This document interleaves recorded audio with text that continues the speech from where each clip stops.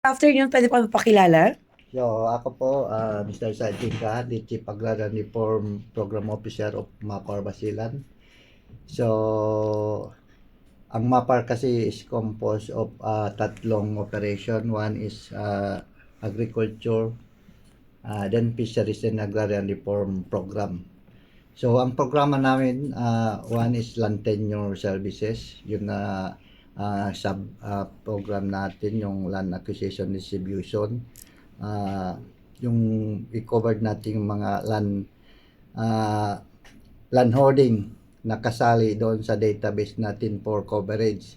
So para ipamahagi sa mga natin identified beneficiaries natin. Mm.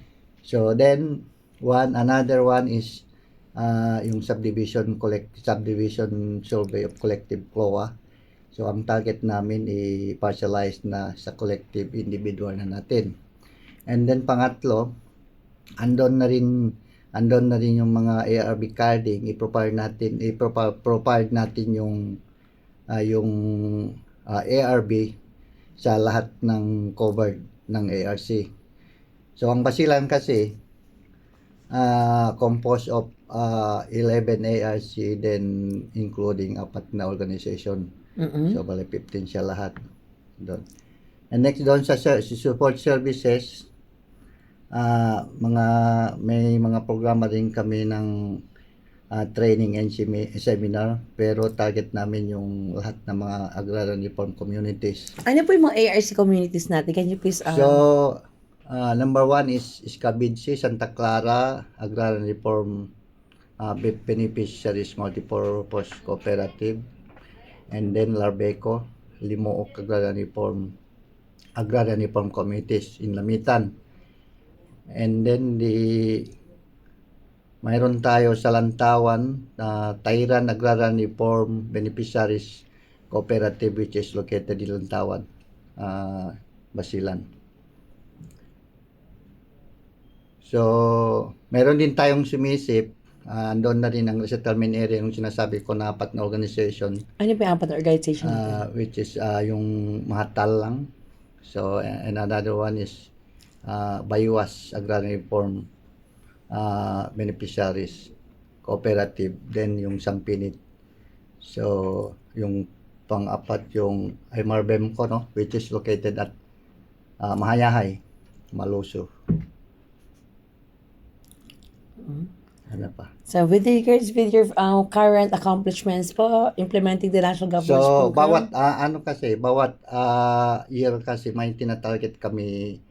For example, sa support services, may tinatarget kami na training sa mga ARC, mga strengthening, tapos mga business business development services.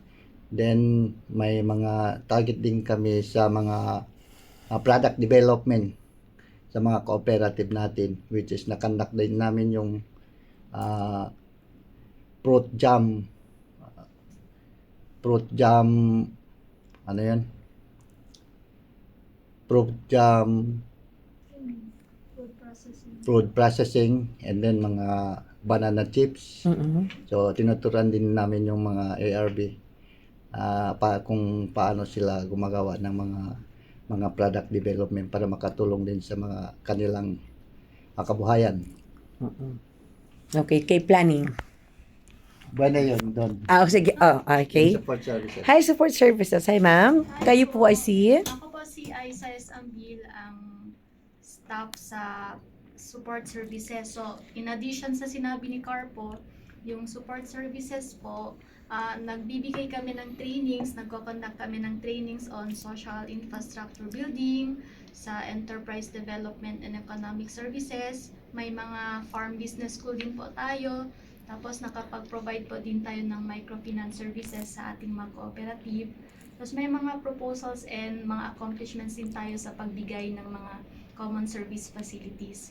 So bawat taon, may mga annual accomplishments kami kung ilan yung target namin, ano yung mga series of activities na i-conduct natin. So for 2023, dalawa na lang po yung balance namin. So siguro more or less 90% lahat ng targets namin ay accomplished na rin. Okay, then sir, kayo po si Ako po si Noel Maron, staff under Kuan Lanternur Support Services. In additional po, sabi ni Carpo, bossing po namin. So, under po kami sa land tenure or sa LAD and ay madalawang sa under sa land tenure may dalawa po siyang section sa LAD and post LAD.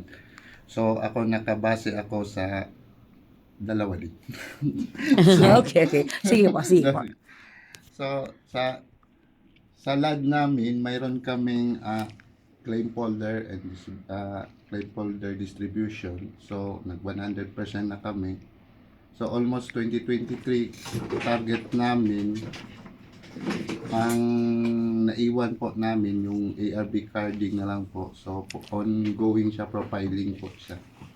So, nasa 80% na din kami profiling and generating na kasama na po. So, waiting na lang kami po for printing po sa ID card ng individual. Yung purpose talaga niya, yung sabi ni Carpo na identify natin kung anong status talaga ng area, kung natitil pa ba ng ARB o ano na ba ang status ng ARB, kung anong edad na nila o kung pamamagitan doon, so malalaman natin kung anong klaseng suporta na ibigay natin. So parang profiling talaga siya. Yun lang po. Thank you. Carpo, any additional pa po? Meron pa? Wala na. So, actually, yun na rin ang binanggit namin yung programs ng Agrarian Reform Division under sa Tenure Services, na-explain din namin under support services, yun na rin. More or less na itong last quarter, nag 100% na yung accomplish namin yung target for this year, 2023. Yun lang, salamat po.